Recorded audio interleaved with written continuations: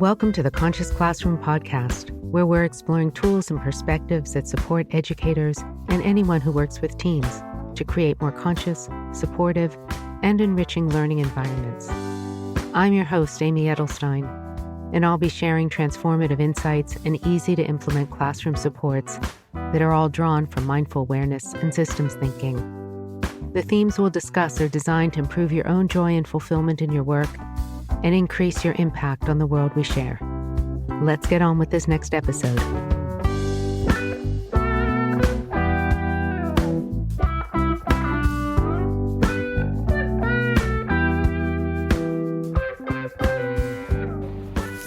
Hello, and welcome to the Conscious Classroom podcast. My name is Amy Edelstein, and I'm thrilled to be here today to talk with you about a subject that's near and dear to my heart, which is all about the relationship between contemplative practice and innovation, between letting go of a fixed relationship to the objects that arise in our awareness and seeing them freshly, enabling us to shift the paradigm in which we interpret reality. You know, in many ways, mindfulness is about letting go of attachment, letting go of fixed relationship to the things that we see and think and contemplate or experience.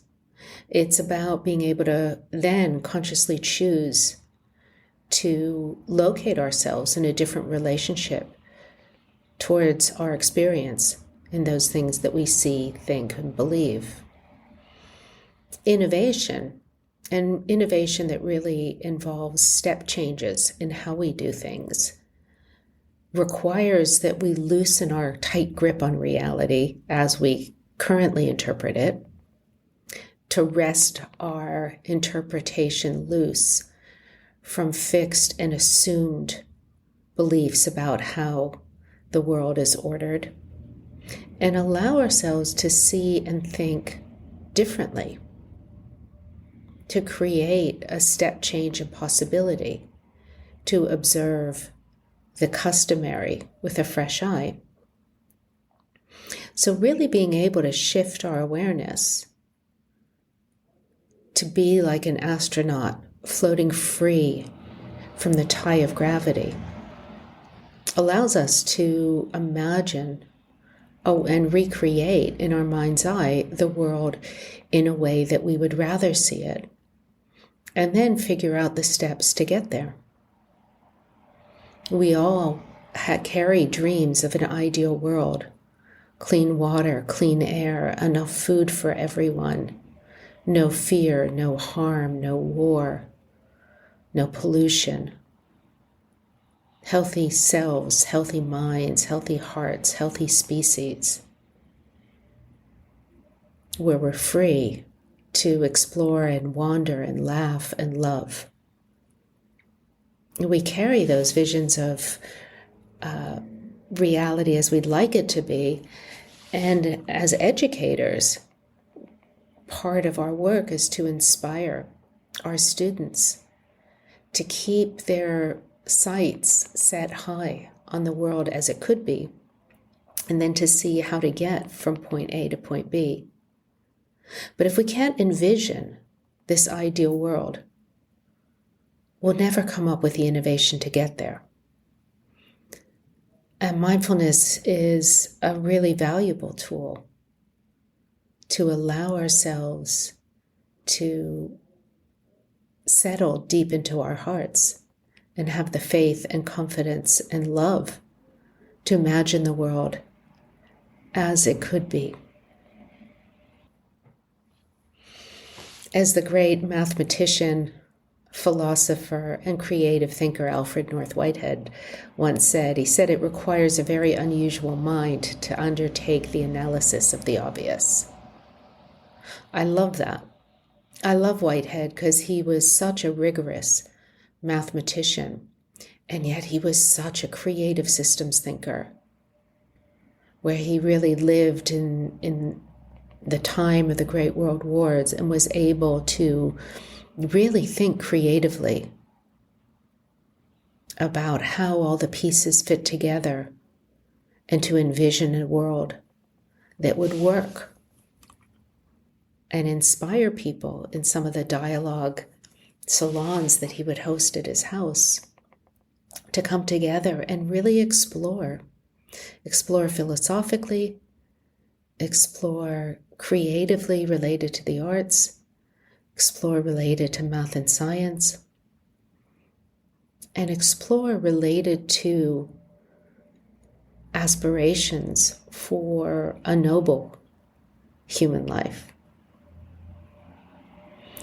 So what does it take to inspire students to think that creatively and to instill in them that love of the adventure of ideas? At Inner Strength Education, my organization, we do that with students through the mindfulness practices and curriculum. And now also we're partnering with XPRIZE Connect. XPRIZE, the great innovation organization founded by Peter Diamandis, which has this outrageous mission to inspire breakthroughs for the benefit of humanity. And they use incentivized competitions to do that. And those are competitions that catalyze the birth of the commercial space industry.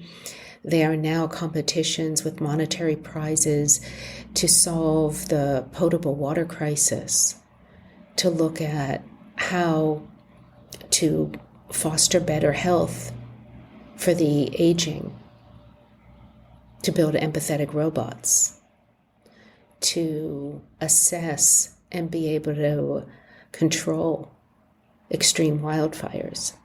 They are really looking at inspiring and galvanizing the best creative minds of our times to solve problems at a big level.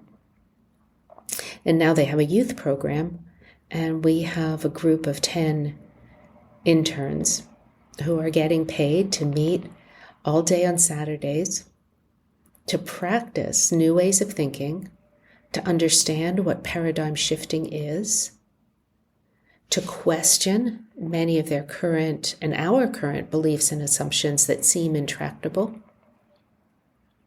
and to start envisioning a solution that they would like to see invented. And then they'll create a prize and compete with other XPRIZE Connect students. I love the XPRIZE mission of creating step change. And I love the idea of galvanizing minds and hearts to focus on an issue together and support each other in that innovation. And I love with our students marrying that with contemplative arts, marrying that with a philosophical mind that looks at ways of creating space between our customary identification with the objects that arise in consciousness, with thought and feeling, to identify with the field of awareness. And when we identify with the field of awareness, we can look around the objects of consciousness, the things we think and see and experience. We can look at them 360. We can examine them from a different perspective. And we can disembed ourselves from customary ways of thinking. And one of the great examples of how we are so attached to beliefs and ideas and ways of seeing the world that we know aren't true is something that we usually notice every day. So every day we notice the morning and the evening. Every day we notice when day breaks and when night falls. Now, customarily, we and everyone around us thinks about it as the sun rising and the sun setting. And yet, we all know, as we've learned from a young age, that the sun is the center of our solar system, that it stays in place, and the Earth and the other planets are spinning madly on their own axes. And that spinning of the Earth is what causes our perception of day and our perception of night. So the sun isn't really rising. The Earth is rotating and spinning towards and away. How would our world be different if we looked out and said, the Earth is falling towards, the Earth is falling away, rather than the sun is rising and the sun is setting? It sounds so odd to our ears. It sounds so incongruent. It sounds so silly. It evokes images of a world spinning and us falling forward or backwards. But it would inspire us to think more deeply about the forces of gravity that stick us to the Earth. It would inspire us to think more deeply about how the world turns and different parts of the world experience light and dark at different times of the day. It might inspire us to think about the equators and the poles and their different orientation to the heat of the sun, which might inspire us to think differently about climate change and how it's impacting areas of the world differently. So when I tell my students that there's something that we usually think about every day or assume every day that we blatantly know isn't true, they often expect me to come up with, erroneous beliefs about culture, about race, about politics, and they get ready. I can see them. They get all fired up, ready for debate. And when we talk about sunrise and sunset, is that mistaken way of phrasing something we know occurs differently. They realize, it dawns on them, and I can see on their faces, it dawns on them, there are many things we can question about the way we move about the world that are not necessarily antagonistic or confrontational.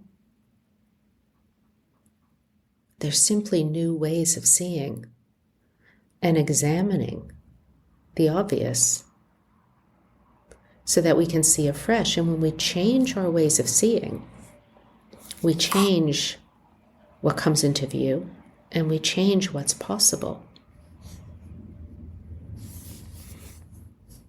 Now, I deeply believe that changing our beliefs in what's possible and inspiring the young people we teach to change their beliefs about what's possible is critical to our future as a planet. It impacts everything from the quality of life on Earth to the richness of our relationships, to the safety of our societies, to the continuation of so many different cultures and ways of life and being and language. It impacts the health of ecosystems and creatures. And it really truly impacts our ability to reach for and fulfill the higher capacities of the human mind and heart. In much older times, religious traditions held that place and culture where they held that ideal of the awakened individual, the noble saint,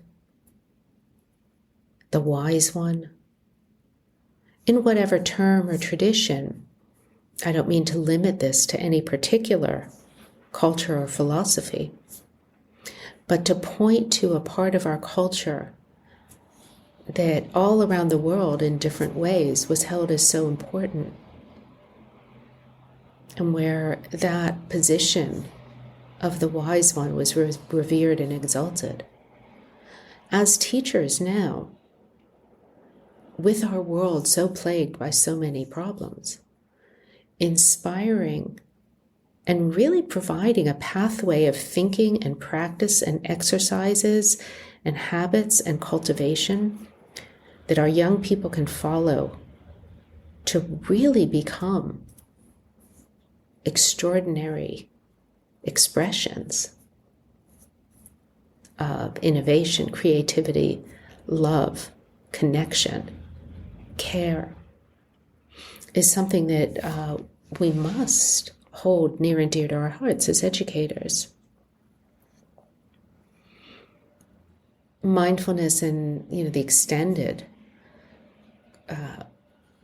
toolbox of contemplative practices and exercises, which is expanding more and more every day as new people innovate, as people mix from different traditions and customs, as people look towards elders and try to study the depth of different systems.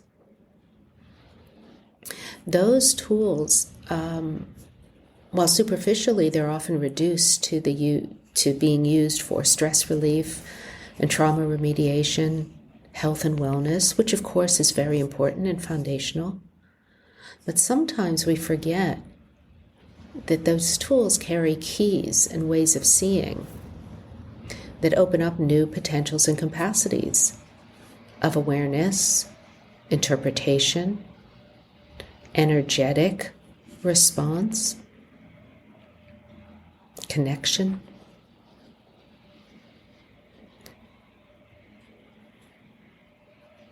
As we look towards an education for the future,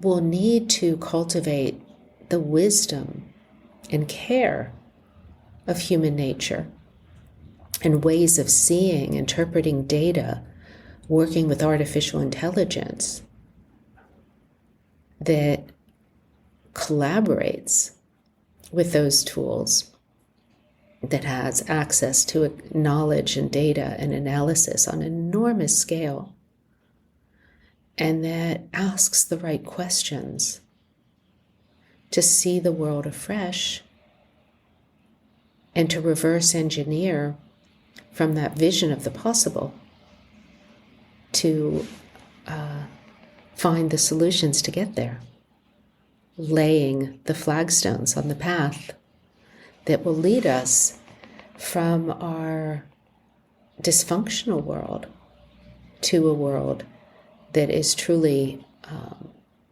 an amazing and wondrous and beautiful and healthy and safe and collaborative place to be. One of the practices that you can bring into your classrooms and do with your students regularly, if not every day, to allow them to let go of fixed and customary ways of seeing, and allow them to let go of whatever's on their minds and hearts, and allow them to let go of ideas and beliefs and self-doubt, hurts and harms, things that have been said that undercut their confidence, their self-worth, their sense of place in society. One of the practices that we can do every day and enable them to really let loose of that is the practice of open awareness. Open awareness is one of those very, very simple practices where we're shifting our attention from identification with and minute focus on the objects that arise in our awareness, on thought, feeling, sensation, experience, observation, to this sense of being aware itself, without shifting the objects in any way, without trying to control thought, without having do's and don'ts and shoulds and shouldn'ts about what can arise in awareness. In the open awareness practice, we simply adjust our lens And when we adjust our lens to focus on the field of awareness, rather than the objects that arise in awareness, we can see things differently. It's an easy practice for students. It's an easy practice at any time of day. There are no specific requirements. You don't even need a particularly quiet location, which schools almost never are.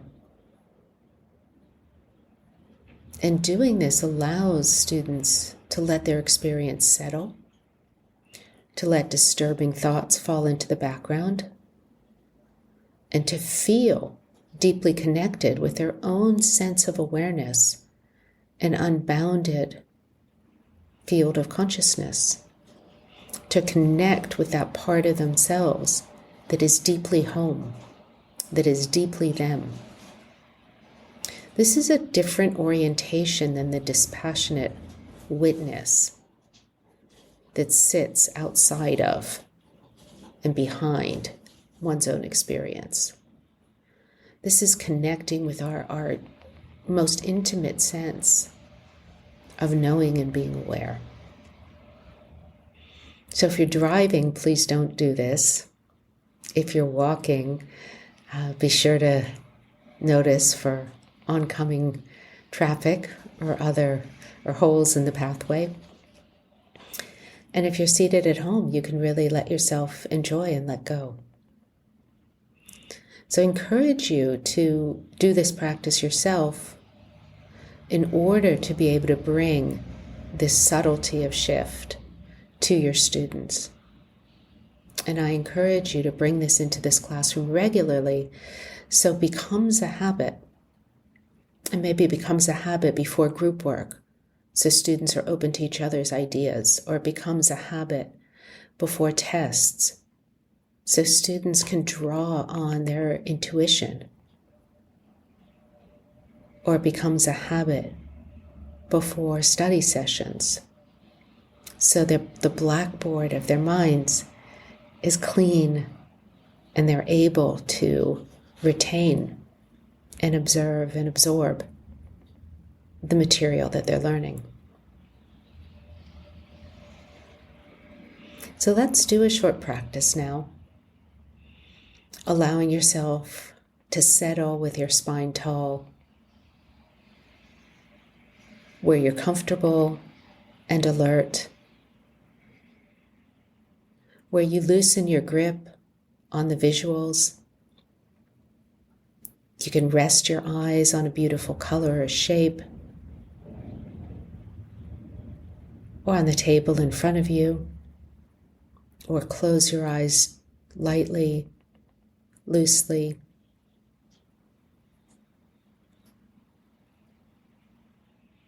As you begin to settle into your own experience, noticing the sounds, thoughts, feelings, sensations moving through you.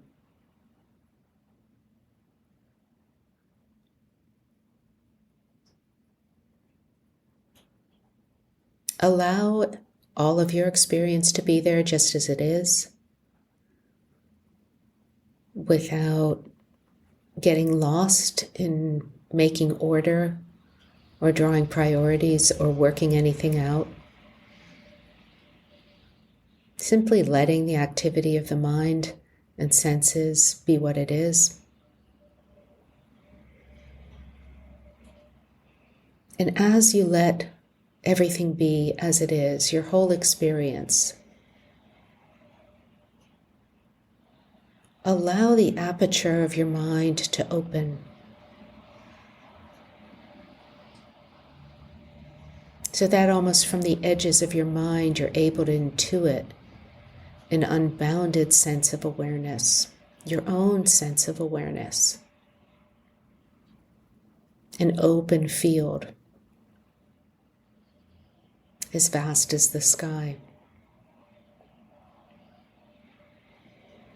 Noticing how your field of awareness can take in even the biggest objects as it thinks about them, just as the sky can hold the largest objects,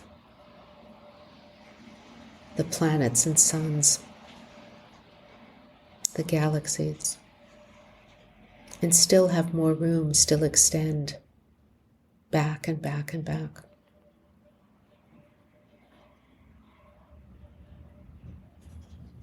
And let your attention rest on that open space of awareness.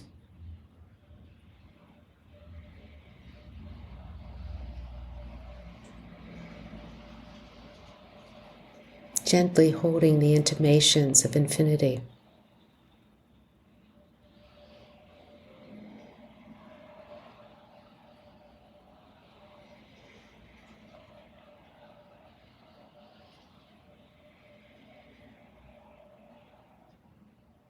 And you can stay here as long as you like,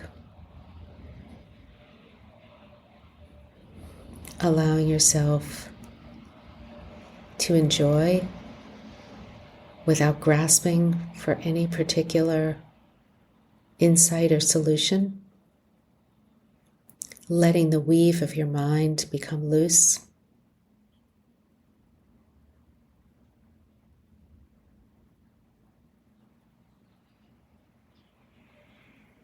And when you're ready, we can begin to bring our attention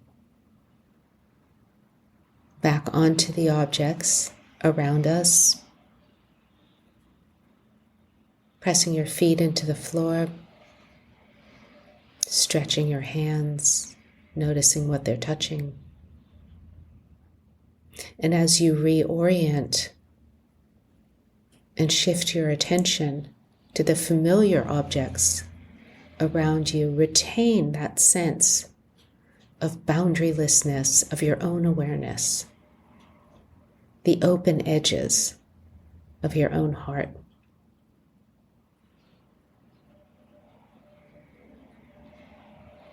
And we can finish the formal practice now. And I encourage you to tap back into this locus, this vantage point, as you're teaching, as you're dealing with difficulties with administration, as you're navigating the conflicts of time and space and resources in your school environment. And I encourage you to allow that sense of your own expansive awareness to fuel and fortify you and allow you to focus on a vision of the possible, of what you'd like to see. And as you work with this exercise with your students, encourage them with some free-form journaling to also imagine the world as they'd like it to be. And then imagining the qualities and capacities that they will need to practice so that they become a habit. So they lay down the flagstones on the path that leads us in a nonlinear fashion from where we are now to where we could be.